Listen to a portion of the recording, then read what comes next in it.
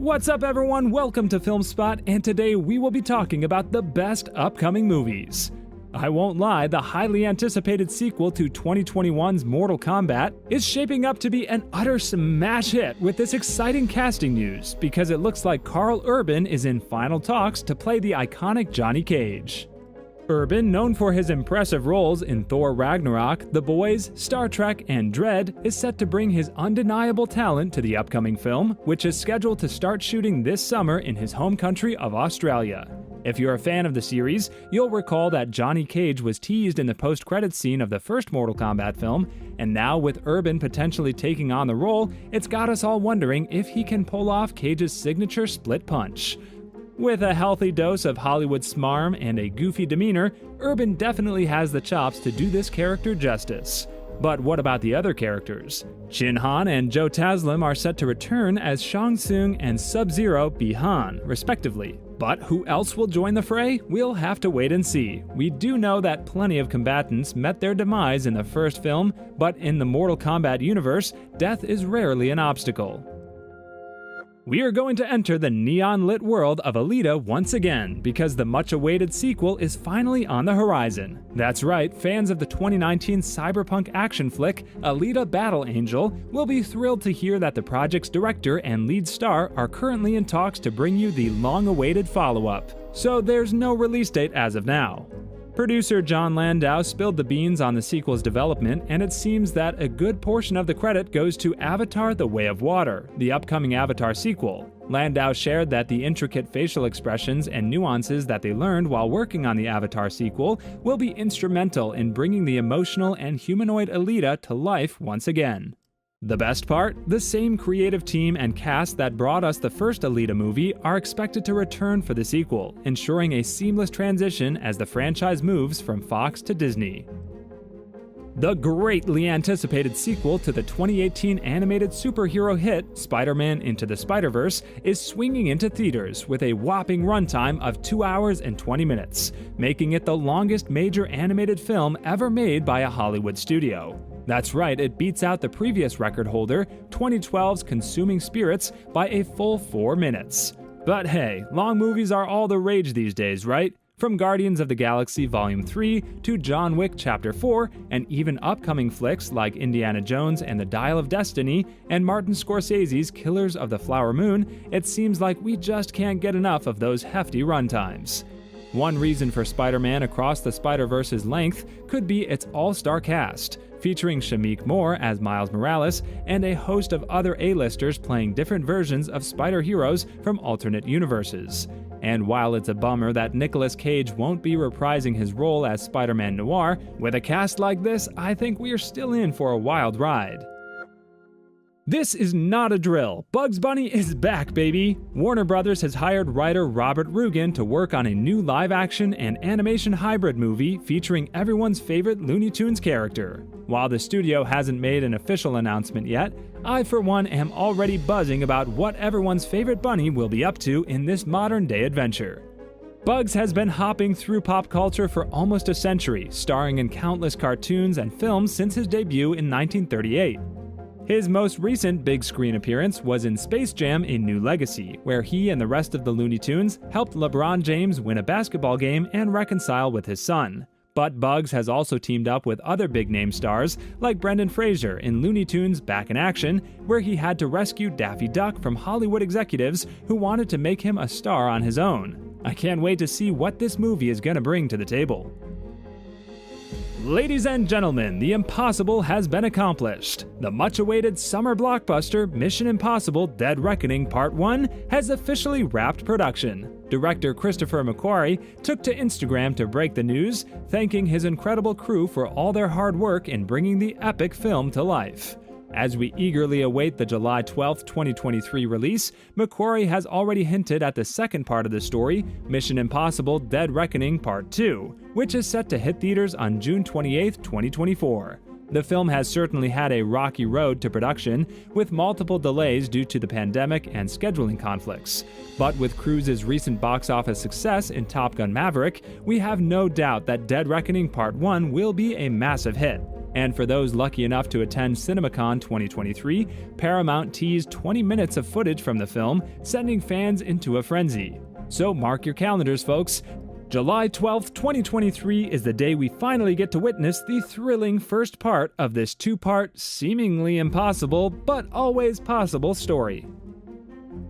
I'm not kidding. Middle-earth is about to make a triumphant return to the big screen. That's right, Lord of the Rings fans. It is time for all of us to once again make our way to the cinema in hordes for The Lord of the Rings: War of the Rohirrim. This highly anticipated anime film, that's right, it won't be live action, promises to take us on a journey to the kingdom of Rohan and introduce us to a host of lesser-known characters from J.R.R. Tolkien's beloved universe.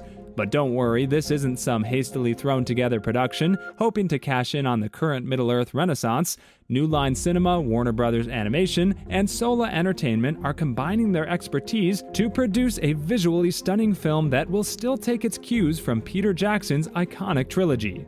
Plus, the legendary Tolkien illustrators Alan Lee and John Howe are involved, ensuring that the new film stays true to the heart of the source material. As for the cast, we've already got some exciting names confirmed, including Miranda Otto returning to her role as the fierce Éowyn, and Brian Cox stepping into the role of the legendary king of Rohan, Helm Hammerhand. And while we'll have to wait a bit longer for the official trailer, we'll get a first look at the movie in June at the Annecy Film Festival. So set the date, April 12th, 2024, because Middle-earth is calling. We all know at this point that Ryan Reynolds is set to reprise his role as the wisecracking, fourth-wall-breaking superhero in Deadpool 3, and that he'll be joined by a slew of returning actors and some exciting new faces. But wait, there's more. According to Deadline, Rob Delaney will be back as Peter, the only human member of X-Force, the superhero squad that met a grisly fate in the last film. You remember Peter, right? The ordinary guy who answered Deadpool's Craigslist ad and ended up getting melted by Zeitgeist's acid vomit? Yeah, that guy. The addition of Delaney to the cast suggests that we can expect even more returning characters than we initially thought. Along with Reynolds and Delaney, Marina Baccarin, Karan Soni, Leslie Uggams, Stefan Kapishik, and Hugh Jackman have all been confirmed to reprise their roles. And newcomers Emma Corrin and Matthew McFadden are also set to join the fray.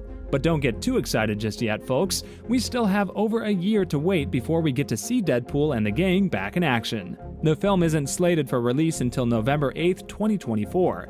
So sit tight, keep your eyes peeled for more news, and remember, with Deadpool, anything can happen.